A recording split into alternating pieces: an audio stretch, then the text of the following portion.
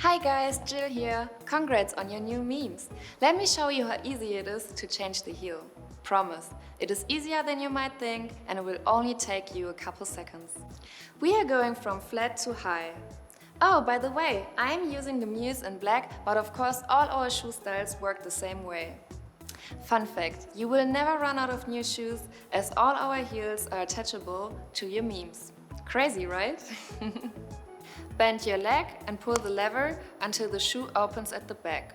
Grab the heel and pull it off your shoe. No worries and use your power, you cannot break it easily. Close the lever and push the new heel onto your meme. Now step on your footballs and slowly shift your weight backwards. Now you hear your heel snapping in. Now move your weight forward until your heel lifts and back until you're back on your heel. Now the heel should be correctly locked in.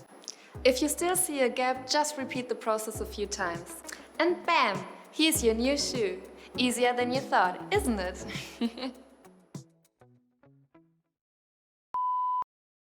Ups. Okay, warte, ich muss aber noch mal eine Sekunde. Yeah.